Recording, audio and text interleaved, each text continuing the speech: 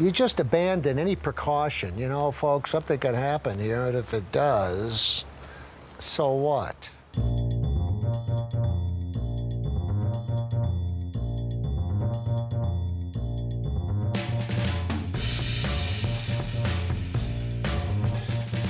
Hey friends, welcome to Nathan for Us, a Nathan for You podcast. My name is Kelly. And hi, I'm Megan. And today, it's time. We're doing our season 2 segment rankings. Woo woo! How did you feel about Cry Wolf last week? I had a lot of fun talking about that episode. I loved Cry Wolf.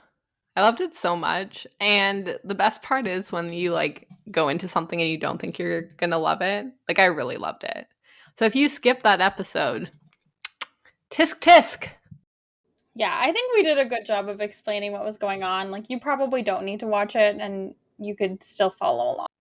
No, you probably don't need to. Although I did get a message from someone who went and they bought the episode on YouTube right before we talked about it so they could follow along. Yeah, shout out to Joseph. Thanks, Joseph. Yeah. That's super funny. Yeah. You're welcome, Brian S. Wolf, for the $2.99. The 3 purchases of Cry Wolf episode 1 on YouTube. Unreal.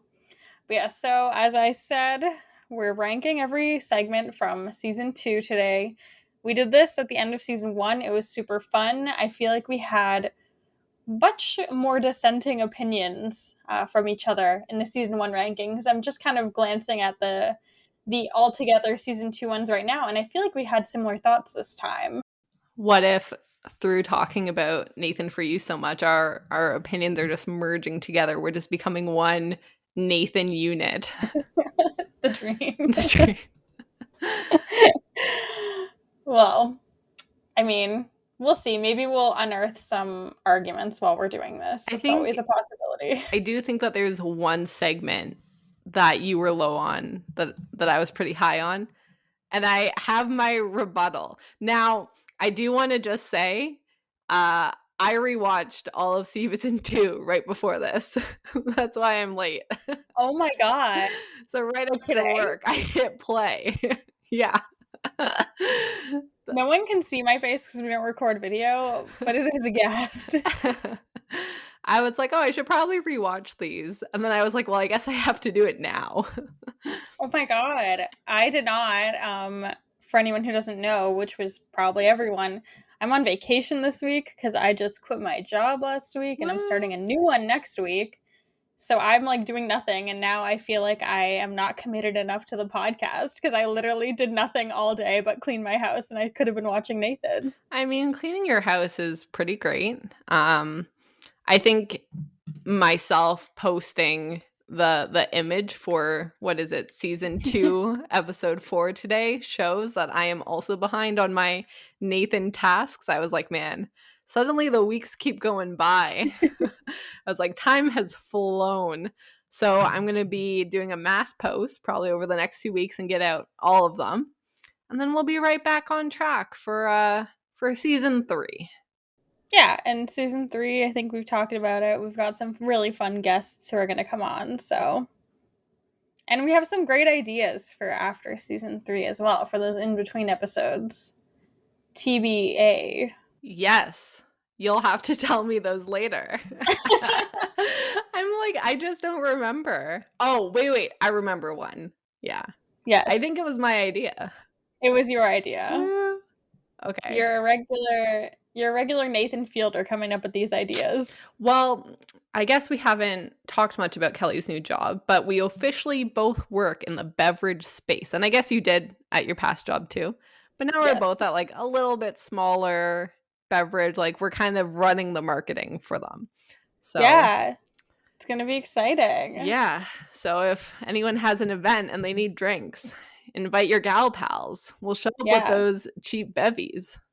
Yeah, 100%. Let us know. If anyone's an influencer and listening, hit us up.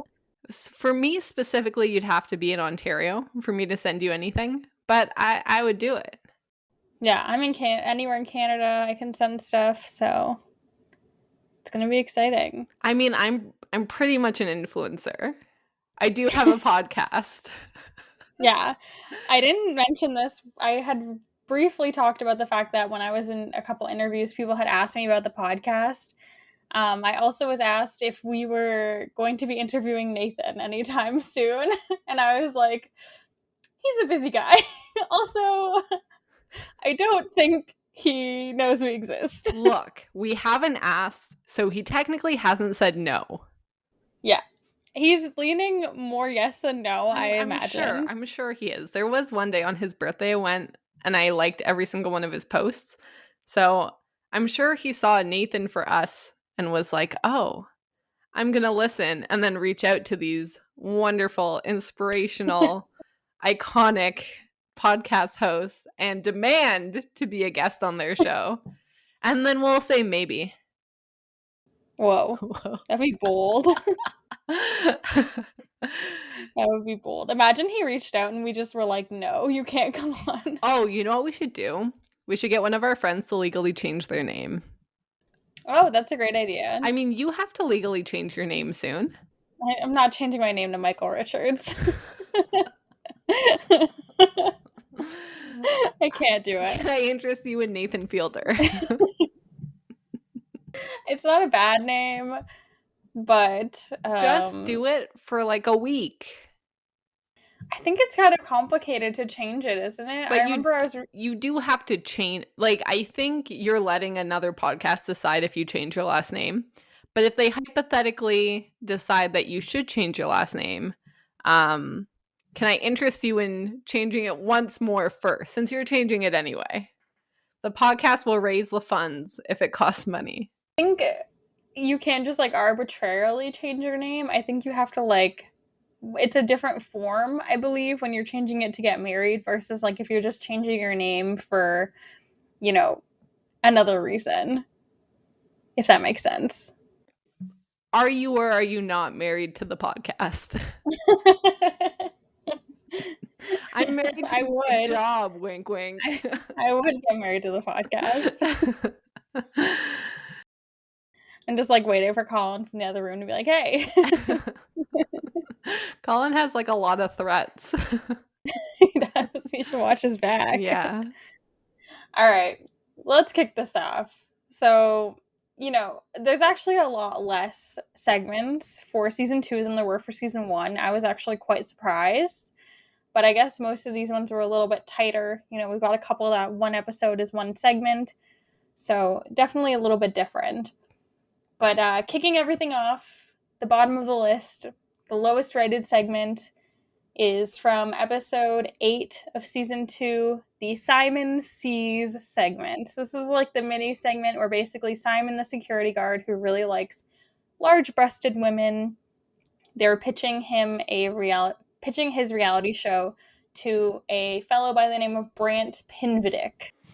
So, as previously, we have 4 categories that we are ranking each segment in.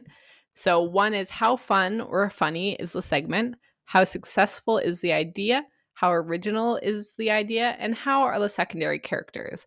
So while some ideas can be like really funny and hilarious, sometimes it gets brought down in its success, originality, and the secondary characters. So Kelly and White, how funny or fun is Simon Sees? So I gave it a 4. I thought that it was pretty funny. It was kind of one of those like uncomfortable humor situations, but I kind of enjoyed the humor in this segment. So I had given it a 3. I thought that the main concept of guy gets distracted by big boobs to not be that funny. But the parts I did find really funny were Simon describing his breakfast, and when he was trying to talk up the Hollywood guy in like the first 2 minutes of their interview, and also when he wore the Elvis costume. The Elvis costume is an all-timer. Yeah. So I thought it was funny, but it wasn't like one of the funniest episodes. Yeah, I agree. Success, I mean, it's a 1 for me. They don't get the show anywhere. Yeah, I gave it a 2, so I was a little bit kinder. Like, they got a meeting, which was definitely just because of Nathan, but they technically got a meeting with someone who actually has shows, and they did film it, and it did look kind of professional, which again is just because of Nathan, but ultimately 2 is still pretty low on the success scale of 1 to 5. I kind of wish. So we went through in the episode where we talked about this. Again, that's episode 8 of the season. We talked about some of the other shows that Brant has been a part of. One of which being that Splash show, which is like a weird celebrity diving show. All I can think about right now is how much better it would be if they had gotten Simon on the celebrity diving show. Yeah, there's a lot of shows where, like, if you just put Simon on it, he would be very funny. Like, he's just a funny guy. It's funny talking to him, like, just like the pace of his conversation and just like where his mind goes is Yeah. pretty funny. But I think kind of boxing him into like this one concept of just like obsessed with big boobs and can't function, like, that's funny once, and then it kind of gets overplayed. So I think he's more than just a guy distracted by boobs, although that is one of his biggest characteristics on the show. He does need to overcome it. Originality, I gave it a 1. It's a reality show, not original at all. Yeah, and also big boobs and men getting distracted by them is also not original. Yeah. Yeah, I also gave it a 1. And then secondary characters, I gave it a 3. I gave it a 4.5. I mean, Simon is iconic and Yeah. he's really funny. I felt like he was given like a lot of lines. Yeah, And I that's just fair. felt like it was like mainly Nathan orchestrating all of it instead of him like kind of being the one to lead everything. I could be off base, but I feel like in general we have the same vibe of scores. Yeah, I agree. I think I gave him a little extra points for the guy who runs like the jewelry store, who was just like, listen, I don't need to know about your personal life. I always found that moment pretty good. But average between the two of us is a 9.75. Yeah, and like 3 is not a low score. Yeah, it wasn't terrible. Yeah, considering this is the lowest, Yeah. I think it clearly shows that, and we like this segment. So Yes. we pretty much like almost all the segments. So this scored the same as last season's segment, The Burger Joint. So LA Burger. Oh, and that one had really funny secondary characters. Yeah. So that's kind of like the comparison that I would make. Next up, so just above Simon Sees, we have from episode 3 of season 2, the pet store segment. So this is the segment where Nathan essentially buries his pet fly Buzz in a pet cemetery and makes a giant headstone that essentially just is an advertisement for this pet store. How did you feel about our season 2 pet store, how fun or funny it is? I thought it was fun. I didn't think it was very funny. I gave it a 2.5. You know, I like the concept of kind of tricking. I don't know what he would be called. What are you called when you run a pet funeral home? Funeral director? Yeah. I think you're still a funeral director, but just for pets. Yeah, tricking the funeral director, very funny. But, you know, not that funny. The vet, going to the vet and like having the vet announce that the fly is dead was kind of funny, but you kind of knew he was going to say this fly is dead. So I thought that it was like fun, but not like, I wasn't laughing out loud. Yeah, I gave you the exact same score, so 2.5 as well. Success of the idea. I gave this a 2. Okay, I gave it a 3. Yeah, I think my main thing, and like I could have maybe bumped it up, I just didn't really know how we can measure the success. Like, yeah, he put up the gravestone, but we have no clue if people actually went to the store. I kind of was along the same lines where, so he was able to get the gravestone up and convinced our funeral director to keep it there. So we know it's there. He accomplished his goal. So that is a success. So I could have argued that this should be a 5, but we don't actually know how this discount code was doing, if it got customers from it. So it's a little vague and hard to tell if it's successful or not. Yeah. Originality, I said 4. It's very original. It's honestly kind of offensive, but it's really fun and totally outlandish. On another show, this plays a completely different way, but because it's Nathan For You, it just works. I gave it a 3. I could probably be convinced it should be a little bit higher, but to me it was just like a billboard. Like the fact that Yeah. it was in a graveyard, like I guess I could argue is original that was on a gravestone, but I don't know, it was almost like comedically not a grave. It was so huge. I just have to say one thing about billboards really fast. So there's one particular billboard. Megan and I both live. I live in Toronto. Megan lives very close to Toronto. There's one billboard on the highway when you're coming into Toronto from like the west of the city that is for pinkcherry.com. This is not a sponsored podcast, just throwing it out there, which I've never been to the website, but from what I can tell, they sell like vibrators and like, sex toys basically. And every time I go past that billboard, they change it. I don't know how often. Like they have to change this billboard every 2 months or something. It is so funny. I laugh every time. Like they had one at one point that said like scream your own name and like stuff like that. Just really wild, like sex positive billboard like on the highway that always makes me chuckle. Oh man, I don't think I've ever seen this billboard.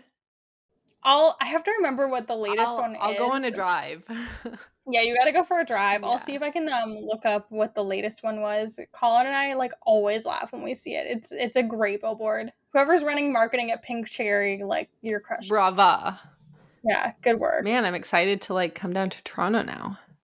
Yeah, it's on the Gardner Okay. near IKEA. Oh, okay. I love IKEA. Secondary characters. I only gave this a 2. I also only gave it a 2. But Solomon was in it. He just like wasn't a big character. But it's Solomon, Yeah. so I was debating. I could have given it higher just because Solomon existed in the episode, because he's very fun. And he was sad about Buzz too. Yeah. Yeah, this one's just tough. I mean, average, we both have a 10.5, so we're right on the money with this. On each other's money. Someone listening is yelling. Yeah, someone's favorite thing is pet store. If you're mad about any of these, write a review. Say 5 stars, but we have differing opinions, and here's my opinion, and we'll respect that. Yeah, 100%. So third from the bottom, from episode 7, we have taxi service. So this is a scheme where Nathan essentially pitches to Andy's taxi company that they should allow a pregnant person to give birth in the cab. So they hunt down people who are very pregnant to try and get them into the cab. And then it spirals into trying to find a woman to give birth in the back of a car. And it's a whole bunch of shenanigans. Yeah, I like the shenanigans. I didn't love the shenanigans, but I gave it a 3. I thought it was very fun.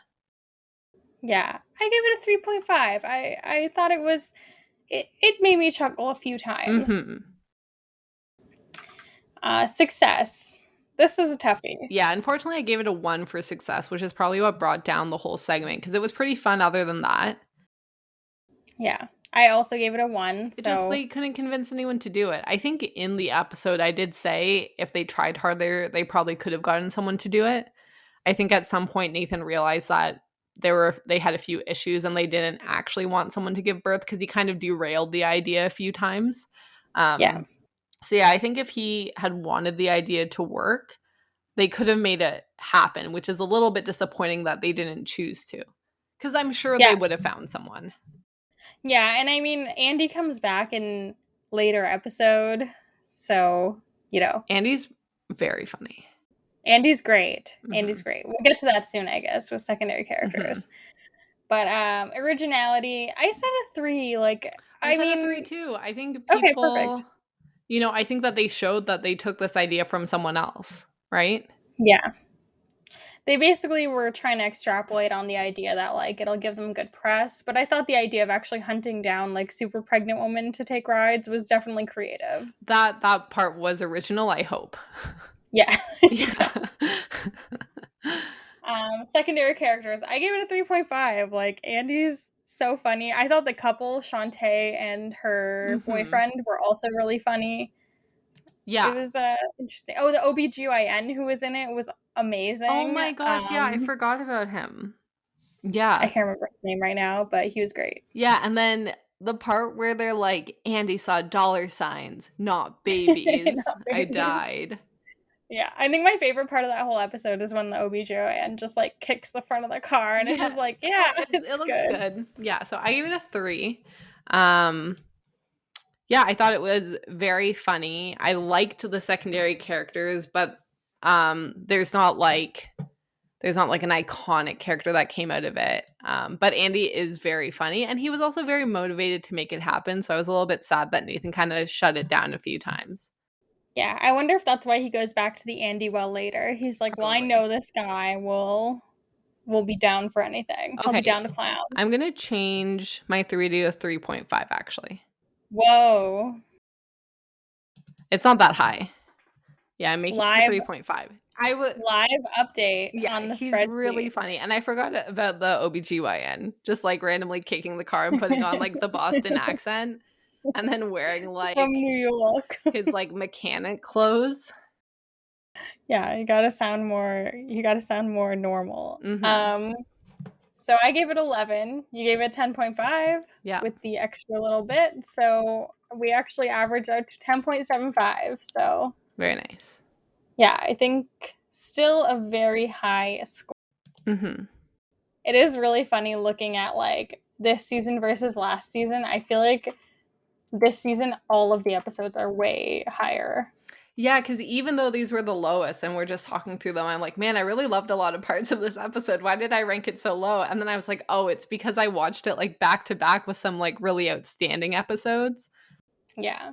We have like a far and away like best segment too Oh, yeah. that is like way higher than all the others, By which I think quite a few points. no one will be surprised by when we get to the top, but I don't know. I feel like other people will think second, but whoa, we'll get there.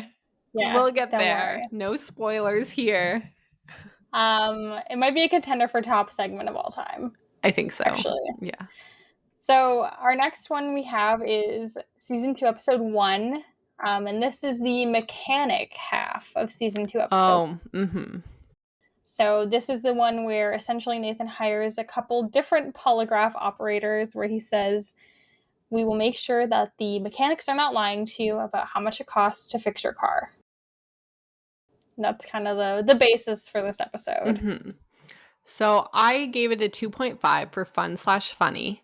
And I think that's because they pretty much just had one joke. And it was a good joke, that Nathan said that he didn't masturbate to pornography. And the lie detector said he did. And that is funny. But it's pretty much the only joke they had all episode. And they just kept repeating it. And so I was like, yes, funny, but not hysterical. And like, it doesn't change. They just keep repeating it. Yeah, I actually gave it a 2.5 as well. So I I'm do right not with need you. to defend myself to you then. Yeah, I'm right with you. It was fine. Mm-hmm. I chuckled, but okay, I guess we'll get to it.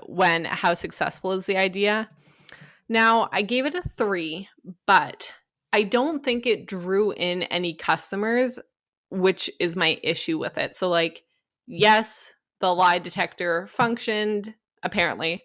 They were able to show the customers that they weren't lying about their prices or about what was wrong with the car, but they didn't really advertise it everywhere. So yeah, I don't think a single customer came in and they were like, yo, can't wait to see your lie detector results. You better not lie to me, man, which I think would have been much funnier. That's fair. I did give it a 5 for success, which I'm kind of like, I probably didn't deserve that. Okay. It didn't draw in anyone. I really wish one customer just started like questioning them and being like, what about this? What about that? But I felt like people were excited by it though. Like they were like, ooh, like they were intrigued. But yeah, they didn't really bring in anyone new. Originality, I gave it a 3. I thought it was pretty original. We've seen lie detectors before, but not for pricing, Yeah, I also gave it a 3. I thought that it was original, but not like crazy innovative, like wanting someone to be truthful and like have proof that you're doing good work. I think that there's a few ways to show that, and I think that using a lie detector is one of them.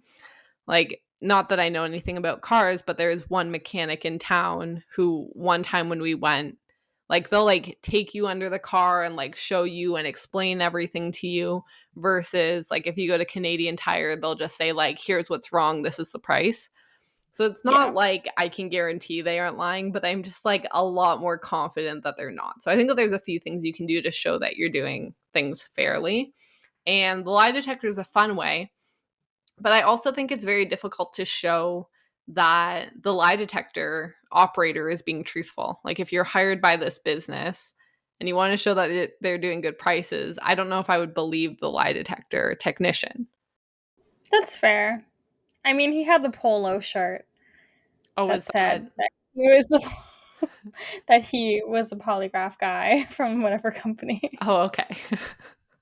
Which Makes means me he trust can't him more. lie. Yeah, everyone knows. If you have an embroidered polo, you're bound by truth. And also looking hella fly. So fly. Secondary characters, I said a 2. I also gave it a 2. I thought that the technician was funny.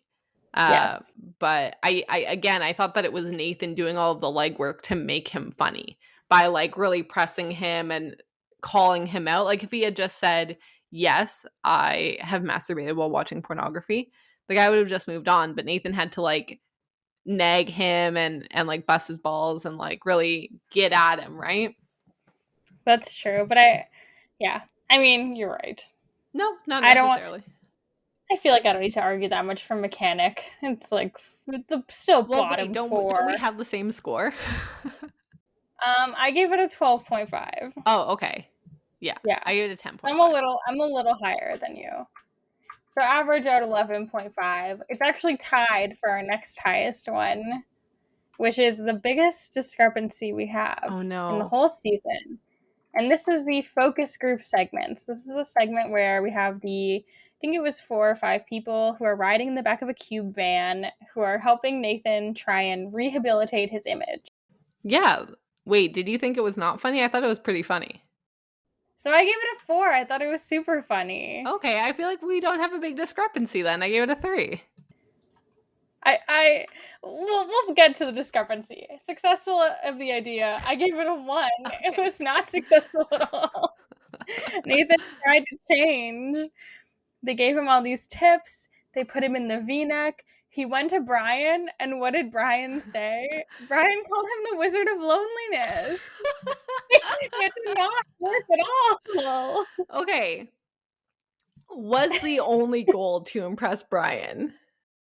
In my mind, and the way that I interpreted it, the goal was to impress Brian. Because he really seemed like he became like more enthusiastic. He really engaged with the spa. He was like very expressive and like really got out there. I thought they did a great job getting the focus group to follow him around. You know, they strapped them in on the truck.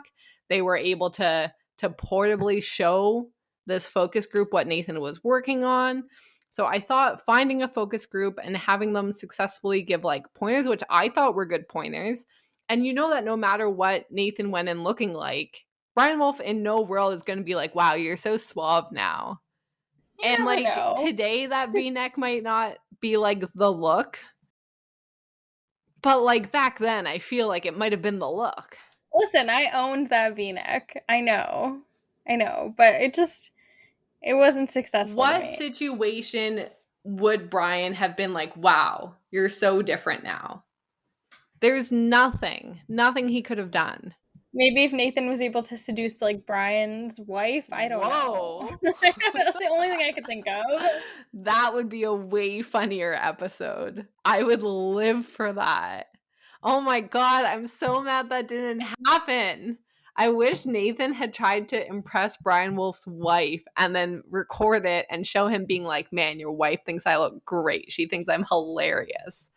Yeah. That should have been There the you focus. go. She should have been in the focus group. I would have died. She should have been in the focus group for Yeah. sure. Yeah. But that's why I gave it a 1.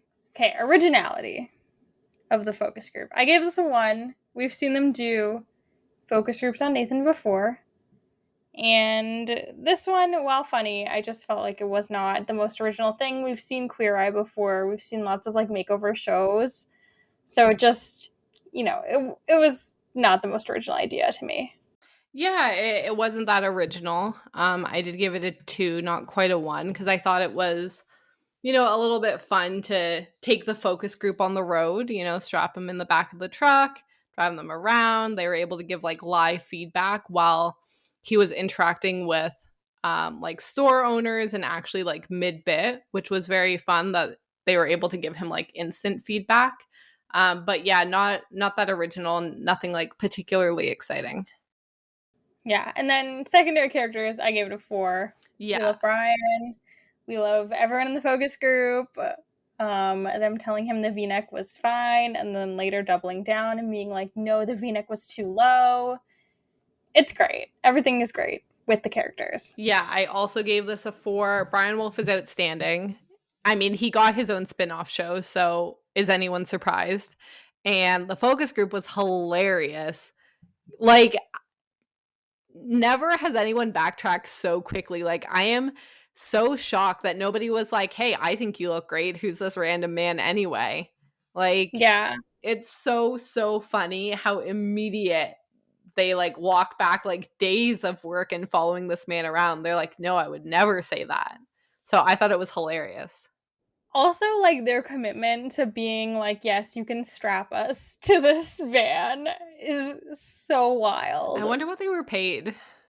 Yeah, I wish we could find, I think we might have said this in the episode. I wish we could find the Kijiji ad for that one. I feel like minimum wage. Yikes. I'm surprised no one got car sick. Yeah, seriously, maybe that was in the ad. Like, you can't come if you get car sick. I wonder if, because it can't be legal to drive like that, right? So I wonder if they were actually moving or if they were just pretending that they were moving. It's hard to say because, like, then later they show all of the table and stuff like rolling around, Yeah. Yeah. right? Mm-hmm. I wouldn't be surprised if they just did it. I mean, it'd be hilarious. So yeah, I thought that this was a very funny segment. I think it really lost points for like kind of success and originality. But yeah, I thought it was very entertaining. Yeah. So for this one, we end up with an average of 11.5. So not bad at all. The same as Animal Hospital from last season. Oh, yeah, and that one was pretty funny too. I think that was our biggest discrepancy last time. What is up with these middle episodes? Yeah, at least we agree on the top ones. Like if I had one episode ranked the highest and you had a completely different one, that'd be very sad. That'd be wild. Next up we have season 2, episode 4. This is the Exterminator segment. I assumed that this is the one we were going to disagree on. I think we were pretty close though. Okay. Yeah, only half a point separates us. Oh. How fun or funny is the segment? 4. It is so fun. Wow. It's so fun. It's not necessarily like funny. It's not hilarious by any means, but they come up with so many fun things. Like they're making companies, they're making contraptions. You're pulling all these like exterminator gear out of trophies and out of like random things, and then you're having like a dragon hiding a mattress. It's wild. So we actually may have similar scores, but clearly they did very differently because I only thought it was a 2. Oh my gosh, no, this one was so fun. This one was one of the most fun. It's fun, but it wasn't funny to me, I guess. Like, I thought it was kind of the cute. ranking is fun or funny. I know. I think I thought it was cute, you know? Cute can be fun. Man, the creativity that went into this, the amount of like building and contraptions, and like they had to make whole new companies, which I love when they do that. They had to wrap vans multiple times. I loved it. We'll get to the originality. Okay. I think that's where I picked it up. Success of the idea, I gave it a 3.5.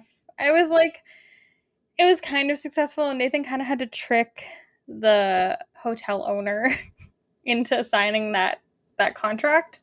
Yeah. but it was okay.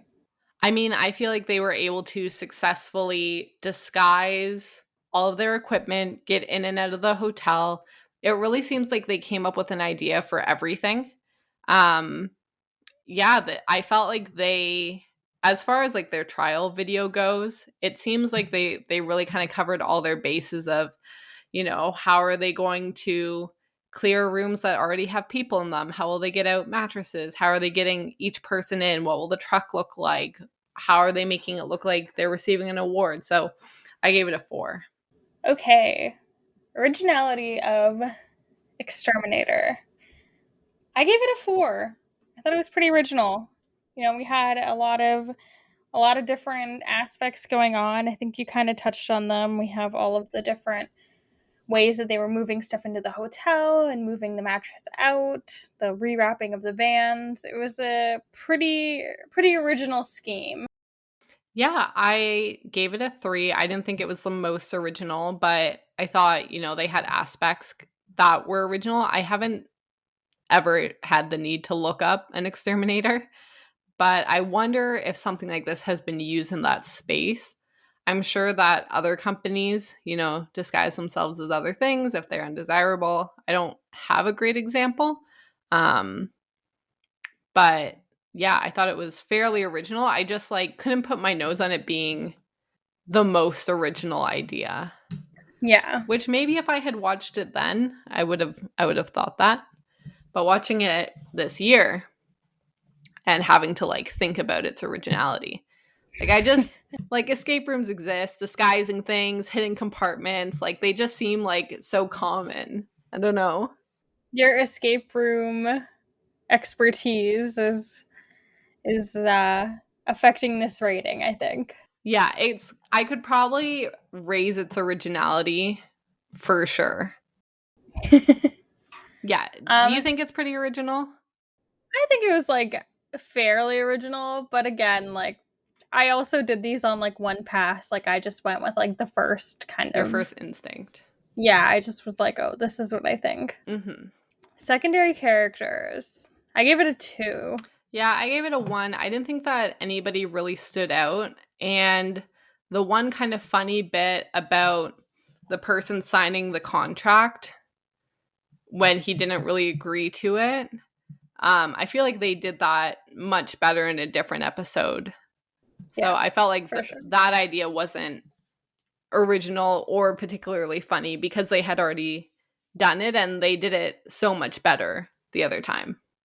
Yeah, it was fine. Mm-hmm. No, we don't need to split hairs over the exterminator. Okay. Next up, we have from episode 4 as well, the car wash segment. Ooh. So this is the one where Nathan essentially releases a bunch of birds into some trees to poop on strategically parked cars, and then offers a poop cleaning service. How fun or funny did you think this was? I gave it a 3. Yeah, I thought that it was a little above average. It was very entertaining. Putting all the bird seeds out onto the tree branch and then needing to actually go and find chickens and peacocks to put up in the tree, that was very funny. And I was shocked that they stayed in the tree and didn't just leave.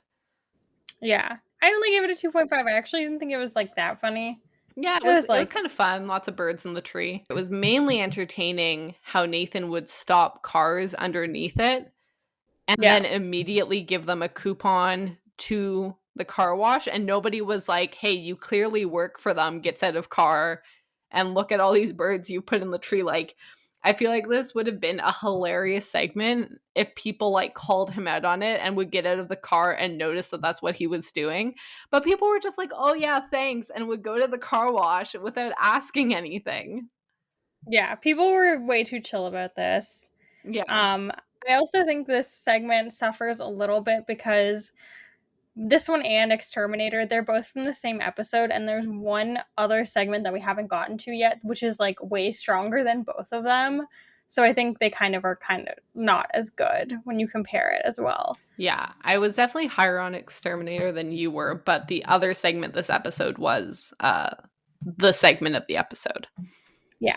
So, success of the idea. I gave it a 3 only because they kind of say this is one of the rare moments where they actually say, like, oh, yeah, we actually did have more people come through. Yeah, I also thought it was successful, but it required a lot to make it successful. Yes. And I think really what did make it successful was, again, Nathan forcing people to stop in front of this tree, because if they just kind of naturally let it go its course, it wouldn't have worked. Yeah, not enough poop if Mm-hmm. they hadn't been sat under that tree. And then like immediately directed to the car wash that has a bird poop special. And originality, I might have put this a little high, but whatever. I'm just standing by these off the cuff ratings I made. I gave it a 4.5. Man, that is really high. I gave it a 3.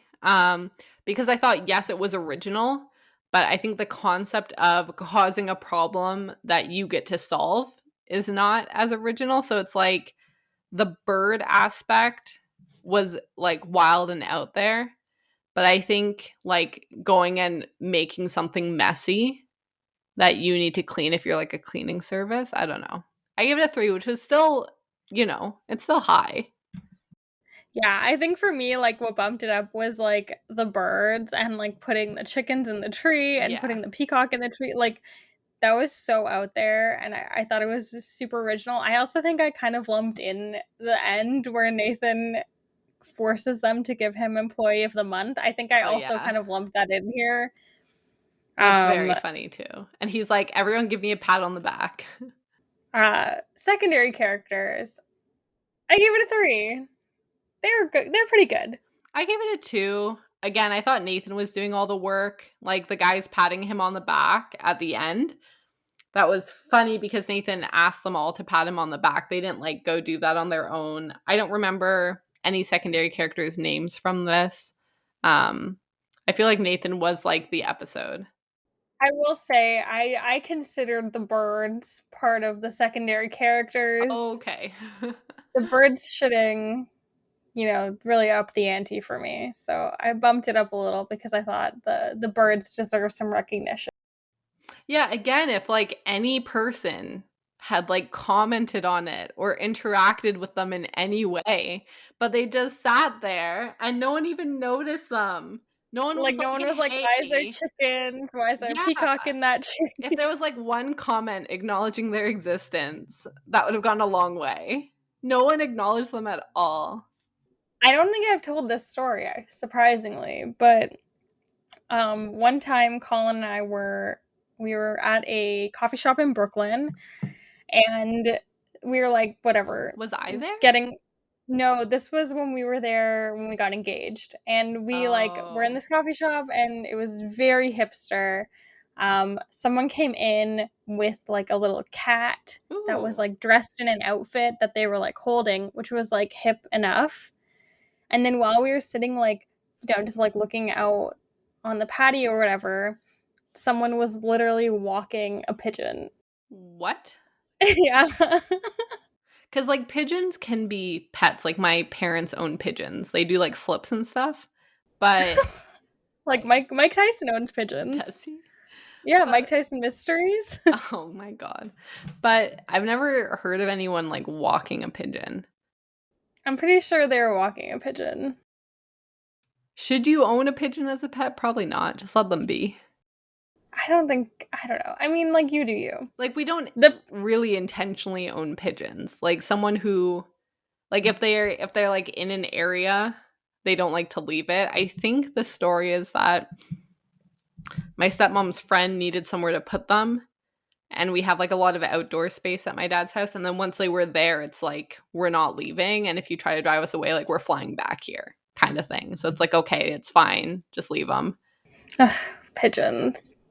I mean, the pigeon issue in my condo has been long discussed, but Oh yeah, weren't we gonna like take a bread trail and lead them to a different apartment? That idea, quite frankly, was flawless. I don't understand why you didn't execute on this idea. You're I not know, working this week. Go buy I some know. seeds. Make a little seed trail. I didn't join the pigeon committee. It was too stressful. But the pigeon committee has done nothing as far as I can tell. They just like the pigeons are still everywhere. It's very annoying. I've literally already solved this problem. It's like that friend who keeps getting back together with the ex and you keep being like, stop. This problem in my mind is resolved. These pigeon people need to just execute this idea. Like, there's no problem. You just need to execute. Oh my god. All right, let's move on. Let's move on to season 2, episode 6, the next one on our list, which is, of course, Daddy's Watching. Whew. Yikes. So of course this is the dating service where Nathan's going to employ people who he calls daddies, who are going to look over females who are on dates, who may be in uncomfortable situations. How fun or funny was this segment? Okay, I gave it a 3. I gave it a 4. I could see why. I maybe was a little low here. It's pretty funny. The rhyme is horrible sounding, but also funny. The whole idea of, making sure women aren't safe on dates, we love that. And the conspiracy theory 9/11 didn't happen of it all, Yeah. I think is probably what really bumps this one up. Yeah, I gave this a 4. I would say a large portion of the score is, in fact, the crazy girl on the date who, like that little clip at the end where you have the guy saying, like, wait, what are you talking about? Are we on lizard people or school shootings right now? And she's like, saying, like, no, still 9/11. And it's like, what? So that part was hilarious. I also really like the part where Nathan like flawlessly executes stopping the man on his way into the building for the date. Oh yeah. And like Yes. gets him to take a photo and then fingerprints him.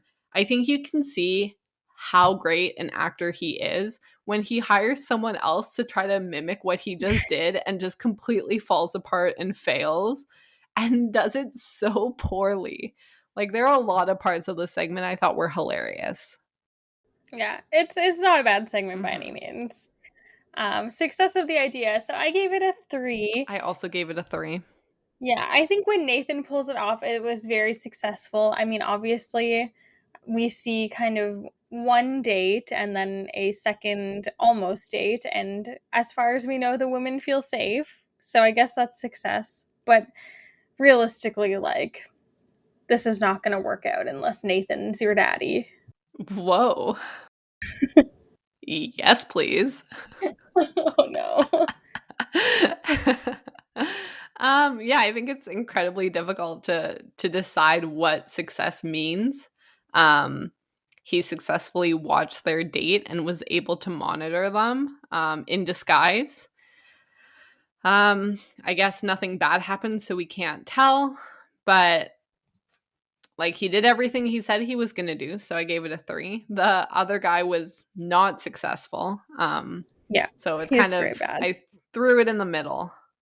Yeah. Originality, I said this was a 2. Mainly, like, there's a lot of things out there for women and anyone to make sure that they're feeling safe on a date. Like, there's lots of weird, like, bracelets you can get that have, like, GPS and, settings on your phone so you can, like, press buttons to send out emergency texts. So I feel like, safety on dates is important and not super original. Yeah, I also gave it a 2. Yeah, pretty much for all the reasons that you said. I feel like you nailed it. Yeah. Yeah, I do think that providing safety services on an online dating platform would maybe make people more comfortable using them. Again, I feel like Yeah. we've discussed we have very limited experience using dating apps. Unfortunately, so if somebody wants to message us and be like, "No, this is outstanding and original," like maybe I'll hear you out, but yeah, I don't think it's very original. I think there's also a lot of places, like venues specifically, are kind of like self-policing this kind of stuff now, where it's like, oh, if you go to the bar and order this specific drink, we'll know that you like are on a bad date and like need to be escorted off the premises or like stuff like that. So I just feel like, you know, I think more places are doing this of their own volition. I know also in Toronto, we have a service called Buns, which is like a trading platform. And they implemented this thing called like Buns safe zones, where it's like, oh, if you're going to go trade someone for something, then you can meet up at these safe places, which are like monitored by the staff. Secondary characters. I think Conspiracy Theorist Girl is the iconic secondary character. And I guess also Security Guy number 1. The two of them are great. I think Kevin, the guy who owns the penthouse that they meet up in. Oh, yeah, that's true. Yeah, so the secondary characters were really funny this episode. I gave them a 3.5.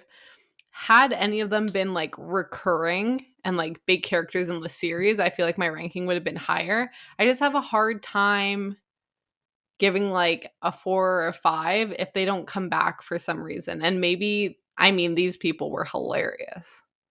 Yeah, So I gave them a 4 they probably just deserve a because 4. Yeah. it was just because of the conspiracy theory that like killed me. Oh my gosh. It's like sometimes you just strike gold. And it's like he didn't know on their date that this was going to come up. And also, she knew she was being recorded.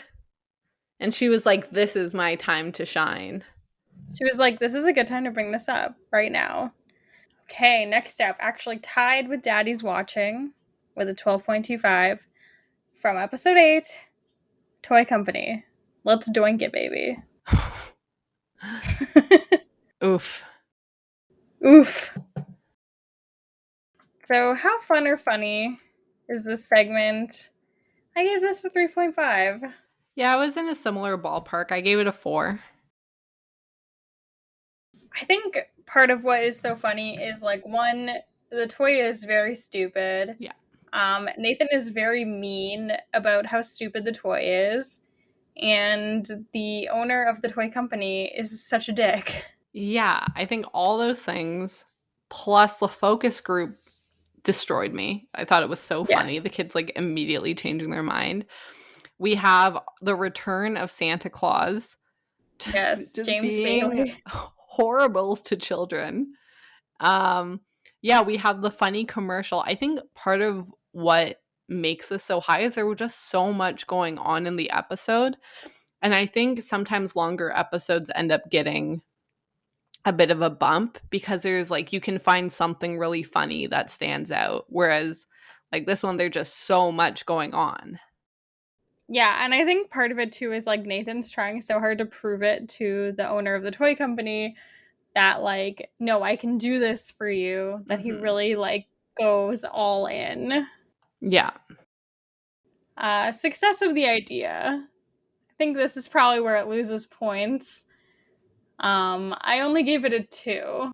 I also only gave it a 2, mainly because he wasn't able, like, to successfully market the way he wanted to. Like, his commercial wasn't picked up. Um, yeah, they sold a little bit more that day because, like, Santa Claus forced a bunch of kids He to. was bullying the children. Yeah, which I guess Yeah. could be seen as successful. I'm not sure. Yeah, I think long-term success, probably not super high with the Doink It. Originality, I gave this a 3. I think the sheer number of things going on kind of increased this one for me. You know, having a Santa sit there and basically be sponsored by Doink It to be like, no, you have to buy this toy is very, very funny. And I think the idea of basically being like, if you don't buy this, you're a baby. I haven't seen that marketing technique anywhere. So I thought it was pretty original. So I think that the Santa Claus part is probably the most original. I think like selling an identity and like especially to kids like how to grow up is like very common. Um so I think like putting an identity onto an object, if I want to be like broad about it, is like very common. Like, you True. know, you're always telling kid, not that I talk to children, but it's like, oh, you want to like be a big kid. You have to like do big kid stuff. Like I feel like parents say that. I guess that's like the point of this, because kids, it does work. Like the focus group immediately, they don't want to be a baby. Secondary characters, I gave this a 4. I also gave it a 4. They are hilarious, and there are lots of them. Yeah, the children are so fun. The James Bailey as Santa is back. The guy who's in the commercial. Yeah. And of course, the baby who's in the commercial. The floating baby was so weird. Yeah, it's great. Then we have the actual store owner who just like hates all of this. So he's pretty vocal in his opinions as well. So this episode definitely benefited from having a huge variety of secondary characters that really drove their own plots. And then we also have a returning character, which is always good for the secondary character column. Yeah, and I'm glad James Bailey can still get work. Oh my God, he just immediately, like, it was nothing to him to tell these kids. Like, he didn't crack at all. He was just like, yeah, do you want to be a baby? And I was like, I don't think I could look a kid in the eyes. And like the little girl who was getting bullied at school, and he's like, it's probably because you don't have a doinkit. I was like, I would just hug that kid and I'd be so sad. James Bailey didn't care at all. Yeah, he doesn't give a fuck. Yeah. So that actually is going to lead us into, so we have a 12.25 for Toy Company as well, the same score as Daddy's Watching.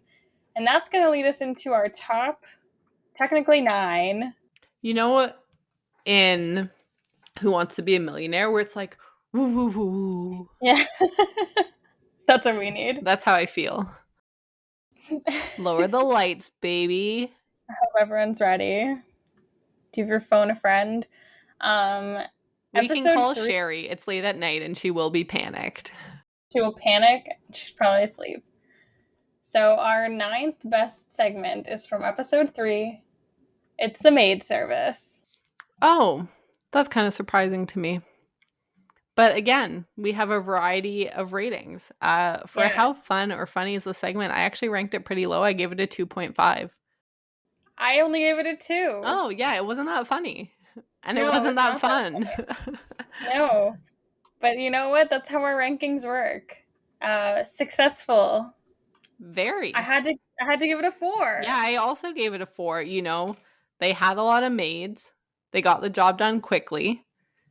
And it was executed, you know, they were a few minutes, but it was their first try. They did it, and they did it well. Yeah. Originality. 4. I gave it a 5. Whoa. I thought it was super original. I mean, it's not super original to be like, more people will get this done faster. But the audacity of having that many maids, like they had to rent like a charter bus to get them all to that house. I thought it was wild. Yeah, it's pretty funny. I wonder if any celebrities have seen this and were like, yes. Get me that. Yeah. Secondary characters. 2.5. Yeah, I only gave it a 2. They were fine. Yeah, I mean, it was a good, entertaining segment. It wasn't super funny in any way, but, you know, we had a few Nathan classics where there's a little bit of relationship talk. He's hitting on someone who rejects him. He, I don't know, tries to get the guy whose house is getting cleaned to like hit on some of the maids, and he's just not having it. Although they do get into some deep talks, which was funny. They do. So he was a good secondary character, but again, not a standout, not particularly funny. It was just kind of a good idea that worked. That would be hard to execute in the future, but I mean, it was successful. Yeah, so overall, that one has a 13 points. Yeah, the guy said it was the cleanest his house has ever been. Yeah, and he's a dog trainer, so you know his house has been pretty dirty. Yeah. Mm-hmm. Our 8th best segment is from episode 8. It is our movie theater. Woo! This segment was hella fun and hella funny. 4. Yeah, I gave this a 3.5, so I was almost there as well. Okay, what really killed me, which might be more in the secondary characters column, but the people eating the popcorn that lied about it, and the guy had like crumbs all over his shirt, and Nathan's like smelling his fingers. That in itself was funny enough for like the whole segment. Like, I didn't give it a 5. I wasn't dying, but oh my gosh. Oh, and again, this is, I think maybe the secondary characters really stole the show. I wrote down another line. Yeah. I I don't mind being on the board. I'll share and share and share. Yeah, I mean, this is a great segment. It should have been higher if not for what we're coming up to next, which is how Yeah. successful is the idea, which unfortunately I gave it a 1. Oh yeah. I wanted it to be more. But yeah, I only gave it a 2 because quite frankly, everyone was sharing. That man said he'll share and share and share. He doesn't even care about being on the masturbator board. Yeah, they don't care at all. And man, the owner being like, it takes courage to be the first out there trying to change things. Ah, man, this segment was really funny. Yeah. Originality, I gave it a 4. I also gave it a 4. I could have argued my way down to a 2, probably, because Yeah. like no sharing policy. I was trying to think of something else that would apply to, but I couldn't think of it in food. Like, is there any place that serves food that's like you can't share? Only like those weird food competitions, where it's like, hey, if you eat this like 20-pound burger, you get a t-shirt and Oh. your photo on the wall. Those are like, you can't share. Or if you go to like all you can eat, and then there's that like one person in Oh, your yeah. group who's like, no, I'm fine, I'm not hungry. And then you awkwardly have to sneak them food when they decide that they want a few bites. Yeah. You sound so disappointed. You're like, oh, we know those people. Well, yeah, I mean, just pay for the all you can eat. Or like, if you Or can't don't afford it or eat. something, like your friends will spot you. Yeah. It's just like disrespectful to the restaurant, in my opinion. Or be like, hey, can we go somewhere else? Yeah. I don't want to have all you can eat, Mm-hmm. I just feel like it's rude to the restaurant to like try and fake it. Like, no one's going to all you can eat and not eating all they can, okay? In fact, normally it's the opposite where we've ordered too much. You don't want to get charged for those extra ones. Those extra rolls. Yeah. And you're like pulling them apart with your chopsticks to make it look like you ate them. Filling your pockets so they're not on the plate. Yeah. Yikes. So I feel like I really talked it up, and then I gave secondary characters a 3.5, which I could give them higher, quite frankly. I just like pretty much every reason that I listed why this episode was fun or funny is 100% because of the secondary characters and not because of the concept. Yeah, I went high. I went 4.5. All of the people who were caught sharing, absolutely amazing. And then I also, when I was writing out the secondary characters, I wrote the guy who impersonates someone masturbating, because what an absolute hero that man is, and that bumped it up to 4.5 for me. Okay, yeah, I'm raising it. I'm raising it. Okay. I'm also going to give it a 4.5. Every second that I stop and think about another character, like Nathan running around with a headlight during the movie and then them installing the cameras. Oh man, I forgot about that part too. When they install the cameras and they're like, oh, this is dual purpose, because someone also keeps masturbating. And the woman being like, can't you get another board? And Nathan's like, they're very expensive. Oh my goodness. It's so good. Okay. But none of them are recurring. Okay. I guess 5 is reserved for like, they are recurring and they're like main, like Brian Wolf, you know what I mean? Like mainstayers. But oh man, everyone on this was so funny. They reminded me a lot of the burger episode from last season where they were just like so dramatic eating the burger. Like they're just so funny. So overall, 13.75 from the two of us altogether. I think that all of these ones that we're about to talk about, like this entire top of this season, are like really top tier. Even the lower ones, while we were going through them, I was like, I can't believe we're talking about these first, because so many of them were really funny this season. Season 2 is a good season. We should rank the seasons at the end. Yeah, it's a great season. Mm-hmm. So next up, just a little bit ahead of movie theater, we have from episode 6, the party planner segment. So, fun or funny? How were you feeling? I gave it a 3, so it's kind of middle. I also gave it a 3. I thought that it was like entertaining, funny episode, nothing outstanding. It was a good concept, but it wasn't like hilarious. Yeah. Mm-hmm. Success of the idea. So I felt like it was a 4. Like the idea was pretty successful. Solomon didn't go to the party. Yeah, I gave it a 5 because it worked 100%. And I guess Fair. had there been more people, I could have ranked it lower. Like if someone had checked their spam folder and showed up to the party and you really didn't want them to, I can see how that would be an error. So I could have given this a 4, I think, but for the episode that we saw, it worked. That's fair. How original is Party Planner? I gave this a 3. I didn't think it was super original. I feel like, I just feel like it wasn't that original. That's all. Same. I also gave it a 3. I didn't think it was the least original. I didn't think it was the most original. Yeah, I think you can put text and make it white in a variety of circumstances to alter, how your computer reads it.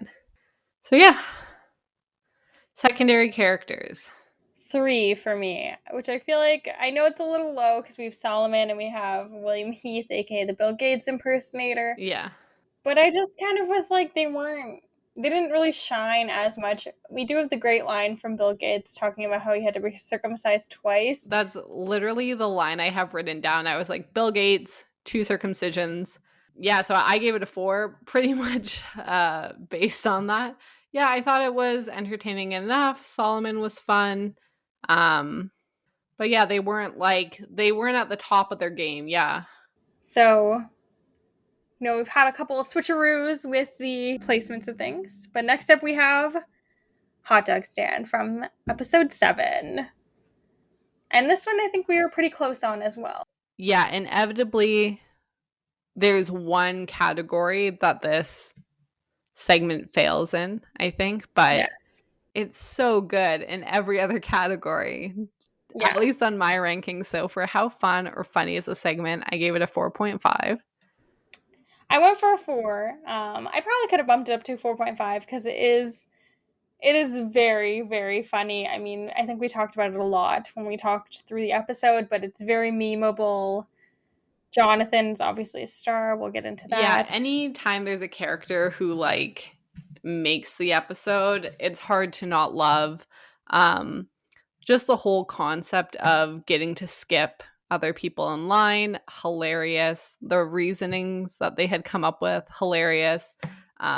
Following Jonathan to see if he had a doctor's appointment. And he actually just went to a movie theater, hilarious.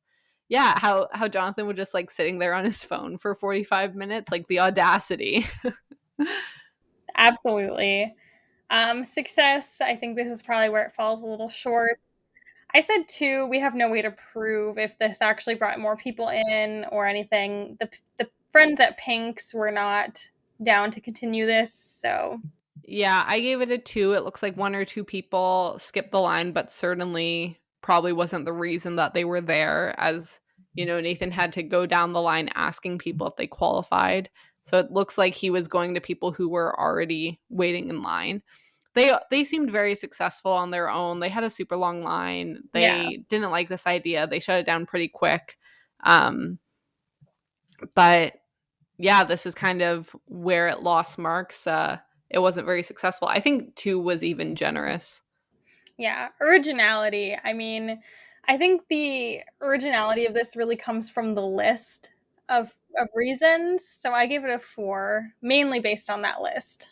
Yeah, essentially identical. I think there are ways people can skip lines, mainly just by paying more money or being VIP. So having this list of excuses or what is deemed a good excuse to jump the line is pretty original.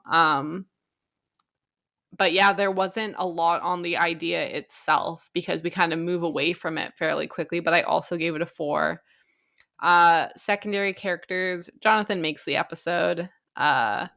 Him on a boat is like one of the funniest moments of all time. Yeah. Like, all I wrote is, I hope you're hungry For for nothing. nothing. Oh my god, it's so good. It's so good. The curtain drops and there's just like the random other people in line just like ready to ream him out. And you're like, okay, simmer down. Like, you were so mad you needed to come out on a boat to tell this guy off. Hilarious. The gum, the gum. the shock, and him just being like, okay, I'll do it, but I'm not gonna look like.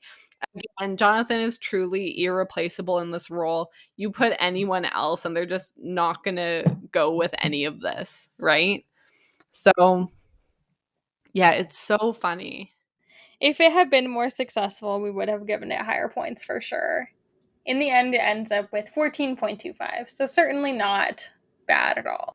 No, it's a great segment. It's super funny. I'm sure Pinks is still doing great today and didn't really need Nathan, unfortunately, but hilarious concept, like dinner for one at sea. Like, oh my god, what a prize. yeah, I feel like we talked about it in the episode, but I feel like I wouldn't want a dinner for one at sea. I don't know. I'd want like other people to be there. Episode 4. I guess I would want it. I would just liquor feel store weird going segment. by. Oh, like people I don't know. For anyone who doesn't remember, this is the segment where they allow minors to purchase alcohol that then goes into basically a storage locker. This episode was both fun and funny. I gave it a 4. I can think of many moments that were great and original. Yes. Same with me. I gave it a 4 as well. Nice. I feel like we can get more into that part in the secondary characters. Yes. Yeah. Successful. I mean, I gave it a 4. We see later.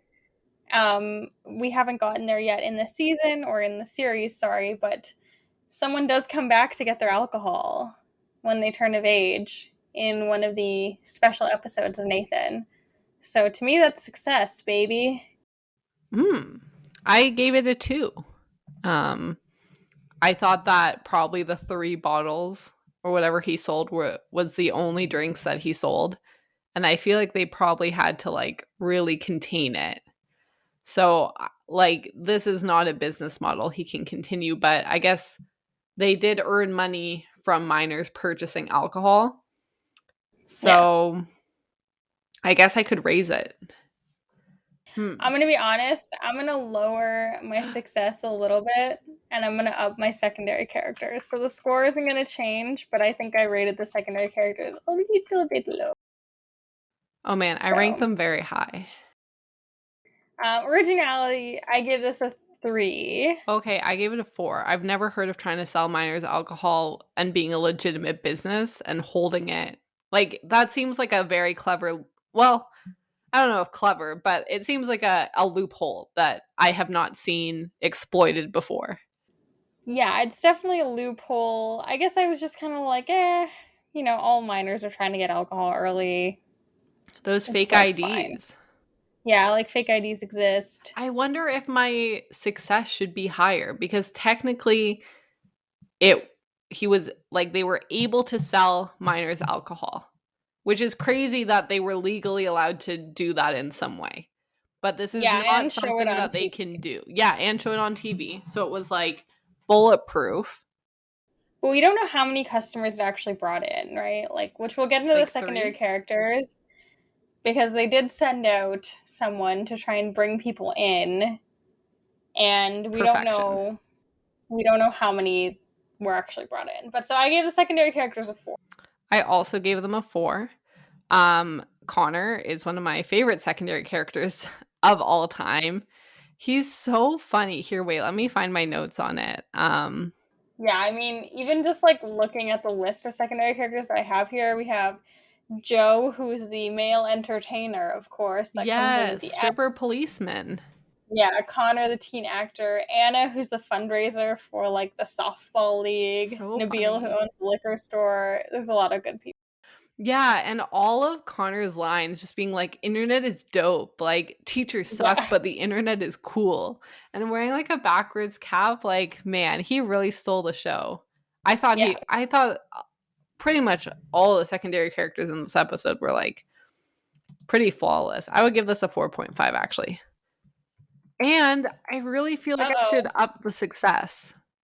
Oh man, it's gonna up it higher in our rankings. I know, but it was such a good segment. Was it successful? Man, I feel like sometimes I almost change like the definition of what is successful in an episode, which I shouldn't do. But I think it was successful. Well, now it's officially in the top 5. I haven't even raised my success yet. You rank success really high. Yeah, I mean, I ranked it like relatively high, right? Okay, I'm going to give it a 3 because they did legally get customers that were underage, but it is not sustainable, I don't believe. Okay. But I could be wrong. But yeah, so we have some top tier secondary characters. Connor, the teen actor, the male entertainer. I'm calling him a male entertainer because I just watched Magic Mike and they were very explicit in saying male entertainer. What do you mean you just watched Magic Mike? I've never seen it, but it seems like a weird movie to like pop on. We rewatched Magic Mike. I have seen Magic Mike and Magic Mike XXL, and I had listened to a podcast recently that was talking about Magic Mike a bunch. And for anyone who doesn't know, Magic Mike was directed by Steven Soderbergh, who I'm a big fan of a lot of his movies, including the Ocean's 11 movie. Okay, Ocean's 11, the Ocean series is just fantastic, Yeah. but So, I would never and sorry, I want you to tell me. yeah, you want me to sell you on Magic Is Mike? it a good movie? Yeah, is it a good movie? Because I would look at the concept and be like, oh, that movie's going to be trash. No, it's a really good movie. So, Magic Mike #1, the first Magic Mike, it's like a lot more serious than you would expect it to be. I feel like people just thought it was going to be a movie about like male strippers, but it's actually very, very serious. It's a lot about the economy and like the financial crisis, and essentially this guy who's like trying to follow his dreams of being a furniture builder, but also trying to like reconcile the fact that he is also a male entertainer. Is it Mike? And Does Mike want to be a furniture builder? yeah, but it's actually like really deep. You'd be surprised, and he like pulls in this young kid into like the male entertaining scene, and like it goes into like a lot of their lifestyle, and it's good. I swear, it's actually a very well made, good movie. Also, Matthew McConaughey is like incredible in it. He's such a weird kind of like villainous character. I don't know. It's a good movie. It's a very good movie. Okay. And then Magic Mike XXL, because we did a double feature. Magic Mike and Magic Mike 2 on Saturday night. You and Colin. What a Colin and fun I, night. me, Colin, and a bottle of Riesling. Whoa. Yeah. So Magic Mike XXL is like what I think people thought the first Magic Mike was going to be. Magic Mike XXL is like a road trip movie where they literally are just like go around and like do stripper stuff, and it's like really funny. Like it's actually one of the funniest movies probably that came out in its year. What is stripper stuff other than stripping? Like they do a lot of drugs, they like go to parties, they like meet some cougars. Is it like the Hangover vibe? I don't like the Hangover movies at all. It's a great double feature because the first one's like pretty serious and like actually a good like well-made movie, and then the second one is like really funny and like stupid but like still enjoyable. I wonder if I could convince Connor to watch them. I feel like it would be a no, but maybe you can compose a message. You're already like looking at your phone. No, okay, so like Steven Soderbergh is a great director. I would recommend what you should watch. Maybe watch this and then like maybe you can convince him to watch Magic Mike. You should watch Logan Lucky. I have not. So Logan Lucky it's almost like an offshoot of Ocean's 11. Yeah. Ooh, So I love people a called it like scheme. people called it Ocean 7-Eleven because it's like very like deep south, kind of like redneck Ocean's 11. Adam Driver's in it. Channing Tatum's in it. It's very good. You should 100% watch Logan Lucky. Highly recommend that movie. And you love schemes, you love bank robberies, you will love it. You love NASCAR shit. I do. I did watch the F1 series on Netflix and am now essentially an expert on F1. And I did briefly date or go on dates with a race car driver. So, Yeah. essentially an expert. This is like right up your alley. This is like if there's a Venn diagram of movies you would like, Logan Lucky is right Okay, there. I will 100% watch it. And I will get back to you. Maybe I'll watch it this weekend. Yeah. But Okay, anyways, where so were male we? entertainer, Joe. Oh, yeah. The secondary characters from Liquor Store are great. Yeah, even if Connor was the only secondary character, I still would have ranked it this high.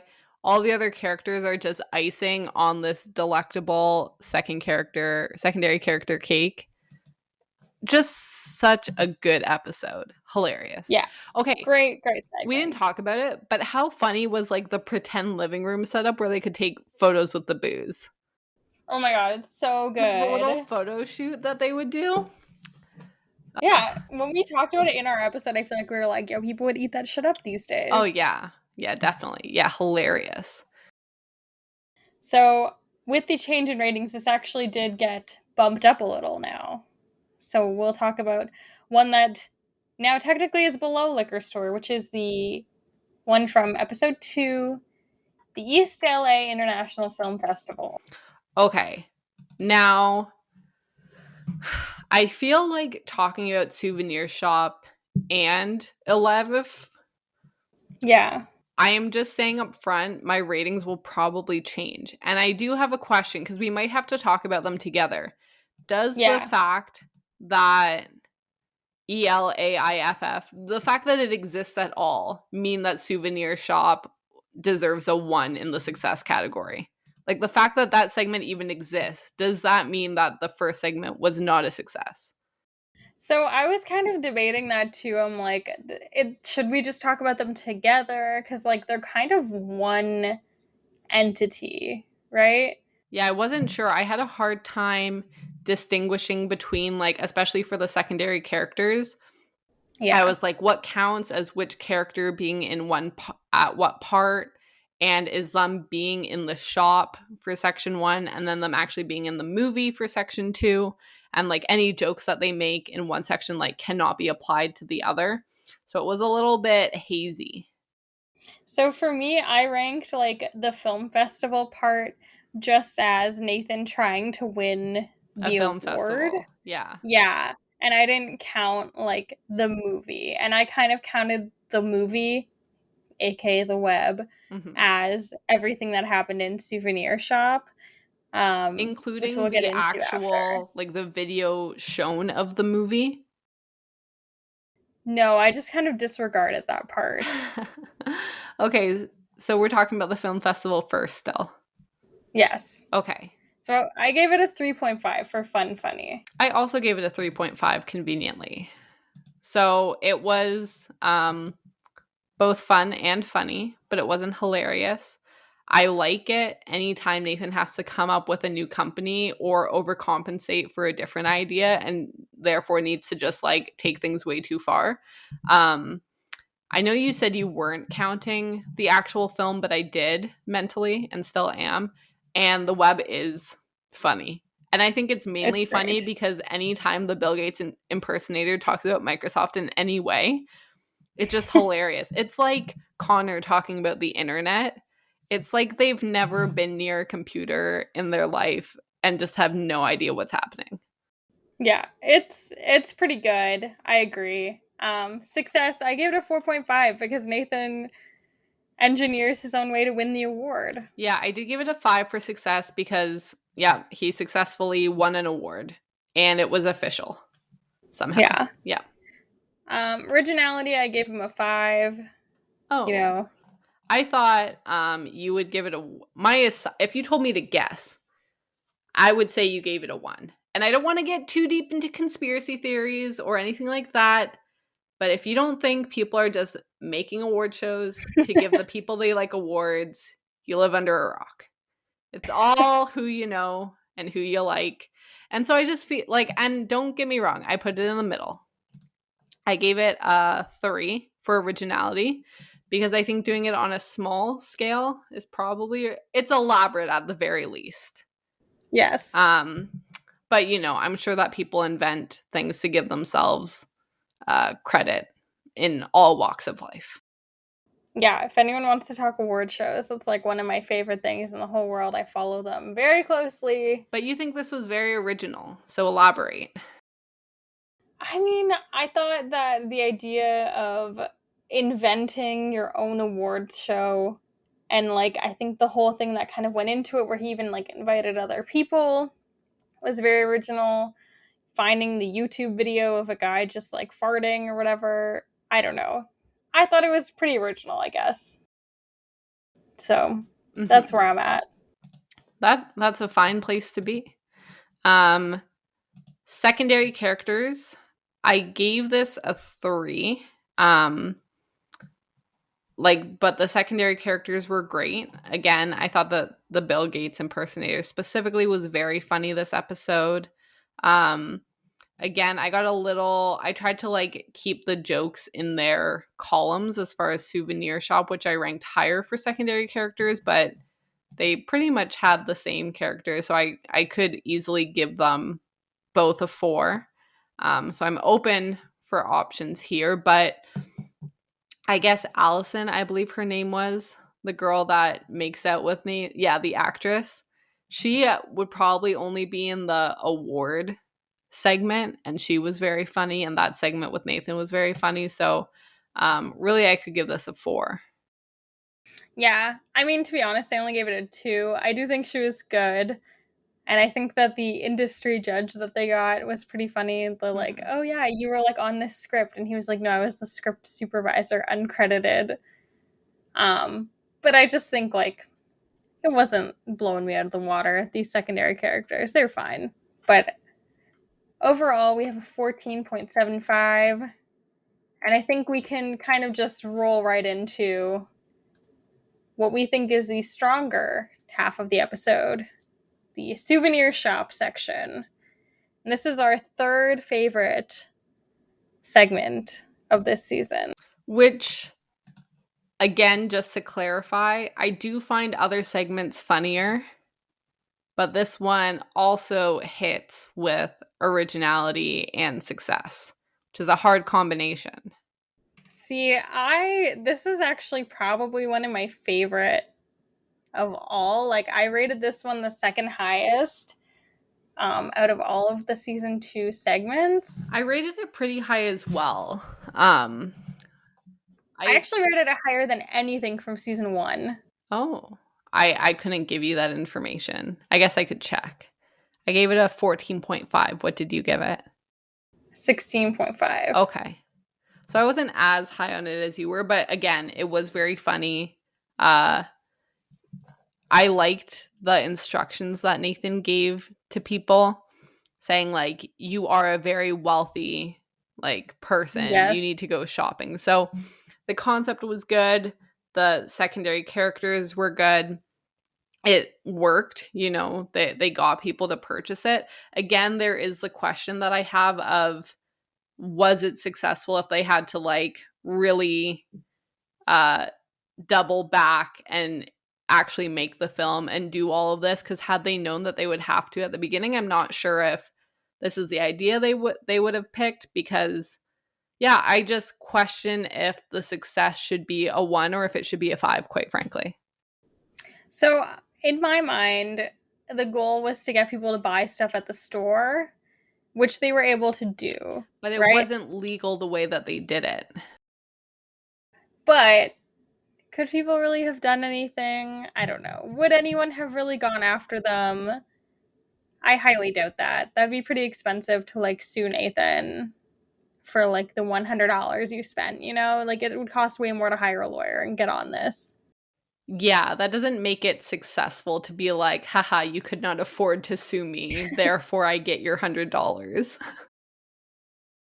I think it was successful. I gave it a 4. It's like a smidge slimy.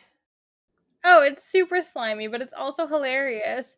Hiring a Johnny Depp impersonator and then also a second Johnny Depp impersonator who looks worse than the first one. It is very funny. The whole thing totally tickles me. I think it's one of the funniest schemes they've come up with in Nathan. So just to clarify, I gave it a 4 for fun and funny, and I did give it a 3.5 for success, but I'm still not sure. I feel like it does kind of fall into the 1 or 5 category, and I just can't decide if it deserves a 1 or a 5.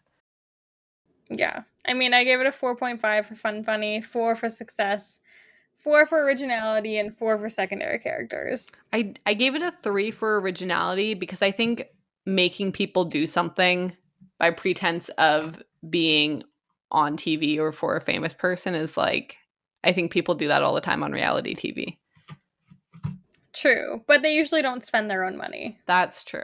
Or that I'm aware of. I don't know. Secondary characters, they were great. I was gonna say too, Nathan, when he's like throwing out lines to people as they're checking out, like being like, "What have you found, Inspector?" And she's like, "What?" Like that was very original to me. Yeah. Sorry, I've been distracted because I got a work email from a random customer, and I won't say their full email, but part of it is booty 6. Whoa. Like, how are you using this email? Also, why are you sending this email at like 10:30 at night? Yeah, they ordered like in the middle of the day today, and they did not get their order today because we do next day delivery, and they're just like, it's fine. But it said I got an email from Booty 6, and I was like, this Is must this a be spam? spam. Yeah, someone's trying to not invite me to their party, but they messed up. All right, let's move on maybe to our second highest rated segment. And it's, of course, I mean, there's only 2 segments I we don't haven't know talked if about. everyone will think it's an of course, but I think you and I think it's of Well, I mean, course. there's only 2 segments left. So, Mhm. yeah, people might be surprised what's number 1. Number 2 is Dumb Starbucks. Mhm. Iconic. Iconic. You know, we're not saying Dumb Starbucks isn't, everything. But we'll see what happened and why maybe it didn't get the number 1 spot. How fun or funny? I gave this a 4.5. I also gave it a 4.5. It's crazy where this episode went. It has the benefit of being a whole episode, so there are more opportunities to like really flesh out this idea. So it has a bit of an advantage over, there were some good ideas that were only given half an episode that if they really went with it could, I mean, it's never going to be as big as Dumb Starbucks, but there are just so many different funny parts and interesting elements in this episode. Like, I feel like everyone can find something that they love in it. And it's so clever. Like the fact that no one had thought to do this before, um, it's really, really clever. Yeah, we should all be embarrassed for not thinking of this. Success, I mean, you have to give it a 5, Yeah, right? Like, I also gave it a 5. It got like national recognition, right? yeah. It got closed down, but I mean, it wasn't a real restaurant, so that kind of makes sense. But he was on talk shows and became like, I feel like super famous for the time of like this episode. And I feel like it's kind of the episode everyone, when introducing a new person to Nathan For You, which I'm sure everyone listening has done many times before. I feel like it's almost a go-to episode for that. I wanted to mention that I did check in that they actually didn't get shut down by the health inspectors. Oh, did they just have to move They on? just shut down by their own accord. That, Yeah. yeah. So, totally makes sense. Like, do not blame them at all, but Like, how many Dumb Starbucks are you going to open? yeah. And I mean, they had the rest of the show to make. Them saying that, like, if you get ill from eating there, how it's, like, a part of the artistic experience was great. So good. Yeah, I mean, pretty much we can't say enough good things about this episode. If you've seen it, you understand. I feel like we don't have a lot of explaining to do. Success, 5. Original, I put 4, but it probably could have been a 5. Just like parodies exist. I said 2 because I didn't think it was that original, but to do for like a big company like Starbucks, like that's crazy. I don't know, because okay, so growing up, there was like a pita place in my neighborhood that was called Pita Nutsy, which was supposed to be a play on like the soup Nazi, and like their logo was like "No pita for you." So I feel like people do this, like people Oh, kind okay. of parody other things. For anyone unaware of what I'm talking about, obviously the soup Nazi is a very famous episode of Seinfeld. Now that you're talking about it, I know like multiple beer companies that use things from like TV shows and like Star Wars and stuff like that, and they just switch it a bit. So I get that parody exists.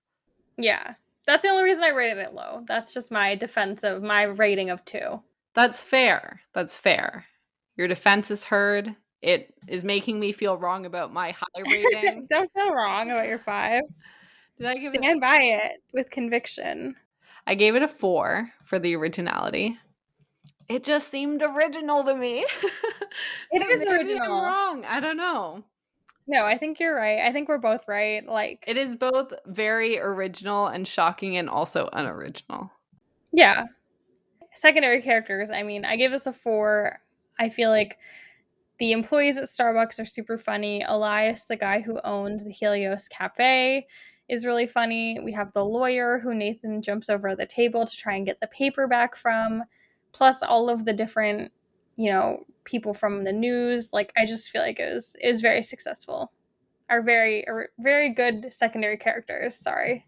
Yeah, I gave it a 3. I wasn't as high on everyone. I feel like Nathan did a ton of the work. Like for example, the employees, like on their own, they wouldn't have been that funny. It was Nathan like forcing them into awkward situations that I think quite frankly anyone would have been funny in.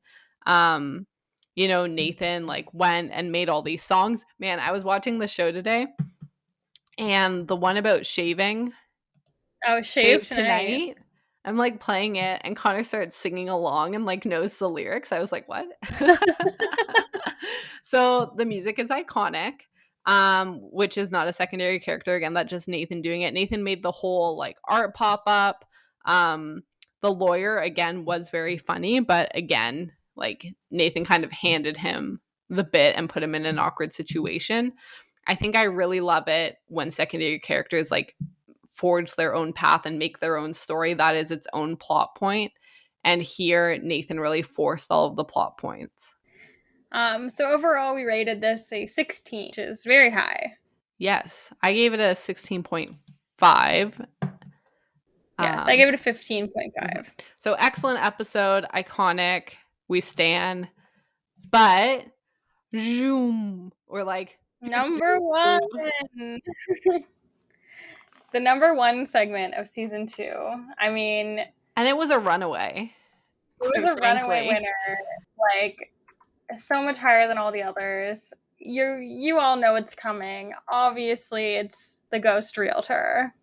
This segment is so funny. It might, and I'm sure we'll argue it in a few seasons, but it has potential to be the funniest segment of the series. There are just so many twists and turns and like jaw-dropping moments that Nathan could not have expected them to like just come up. The secondary characters are absolutely wild. Yeah, I guess let's start. What did you rank the segment for how fun or funny it is? Kind of comparing this one to our last number 1, which was the gas station. And I think there's something in common with both of these segments, which is that the segments where like everything's on point, Nathan's, doing his thing, but when things that are really unexpected happen, and you can tell that it's not like Nathan trying to kind of manufacture this kind of stuff, and it's just the people around him really taking it to the next level. I think those are the best segments in Nathan. Yeah. I'm going to try to not talk a ton about gas station.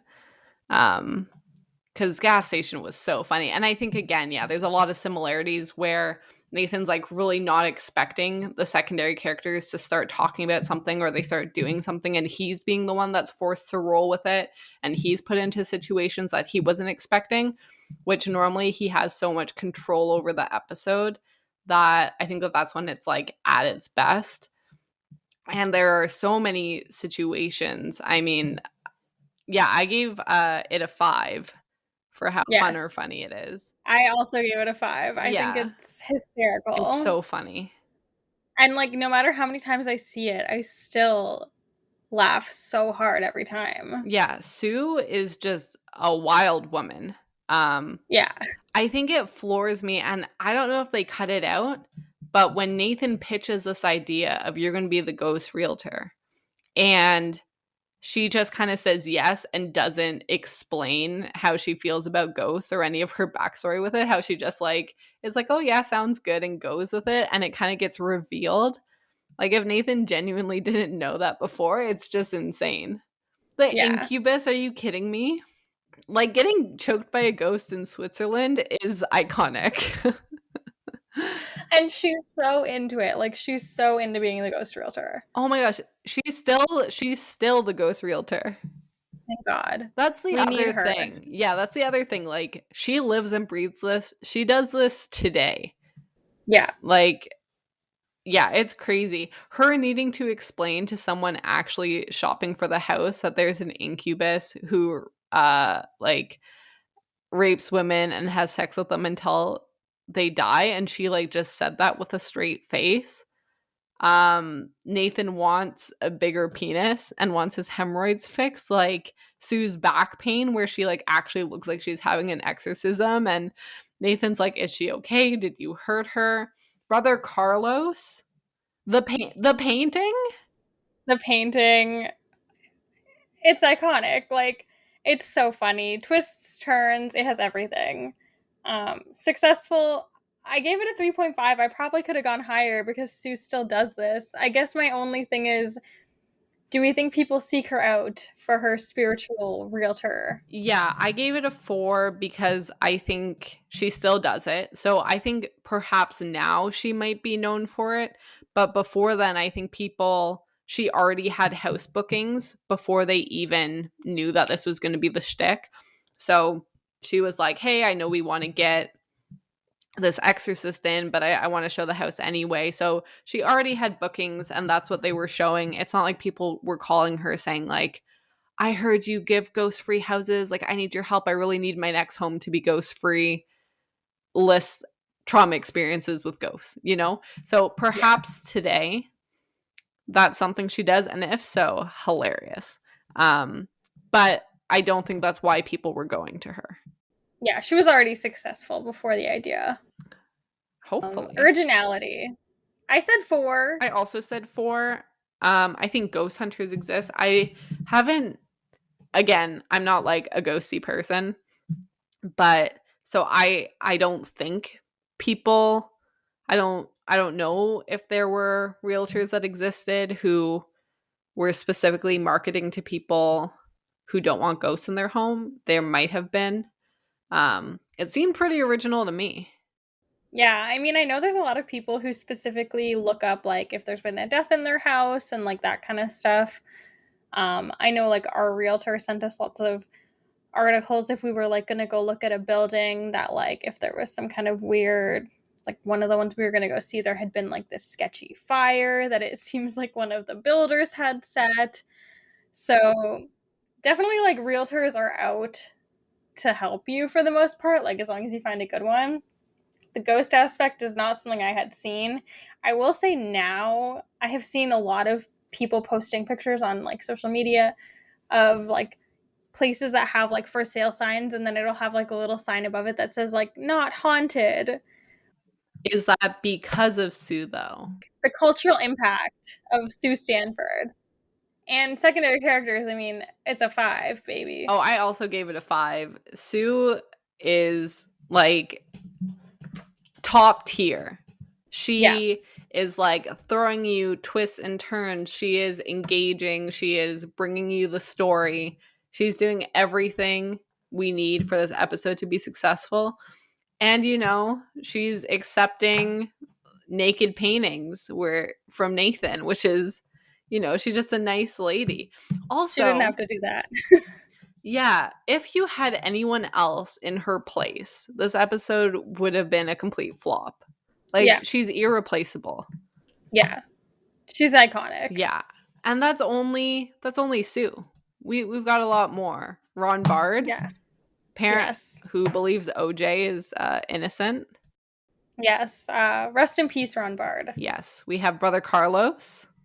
Yes, who's a big YouTube star, as we discovered when we were looking things up for the episode. So if you need an exorcism, it's a great episode. It is our favorite segment from the series, and I feel like it's earned it. It's so original. It was great to see it like work out, and hopefully she genuinely does not have any more back pain. Yeah. I'd love a follow-up. I'd love to know about Nathan's situation and if he's feeling better about everything.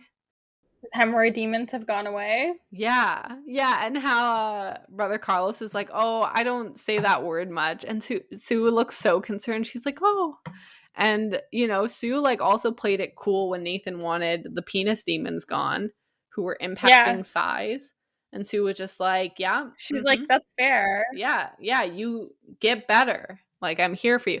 She's like, oh, I immediately noticed a difference. I was like, supportive Sue. Did you, Sue? Mm-hmm. So that's our top segment, 17.75 out of a possible 20. I don't know if anything will top it. Yeah, I don't know. My favorite episode has not yet come up, so I'm wondering if on our scale, if it will top it or if my opinion will change. We'll have to see. I've never like analyzed the segments before, so if you have a different opinion, I applaud you. Your opinion is wonderful and it matters, but it might not be our opinion, so don't at us. And that's our episode. That's all of our rankings for season 2. Let us know how you feel. If you think we are totally out of line, if you are questioning our logic. We definitely want to hear your opinions. Just don't be mad at us for ours. Yes. I'm like prefacing it, and like not one person ever has been upset with us about anything. We're like, hold back. Like, we know you want to message us. We know you're dying to. We'll listen. We know you've been sitting around by your phone waiting for this episode to drop. My dream. But we hope you enjoyed this one. We'll be back next week with the start of season 3, which will be really fun. We would love if you could drop us a review on Apple Podcasts. Leave us 5 stars. Tell us maybe what your favorite segment is, whether we've covered it already or if it's coming up in the next couple seasons. We also would like to hear if you have any ideas for some other stuff that we could maybe cover when we get to the end of Nathan For You. We are planning to cover Nathan's later series that he's doing with the Safdie brothers, but there's no release date on that yet, so we're not too sure when it's coming out. We'll obviously cover it when it does. I think we want to cover the Safdie brothers 2 feature films probably, because that might be interesting to talk through. Yeah, and I just checked because I always forget the order of episodes. And season 3, episode 1 is the electronics store. So yes, if you've been waiting for that episode, it's only a week away. This has been Kelly and Megan on your side.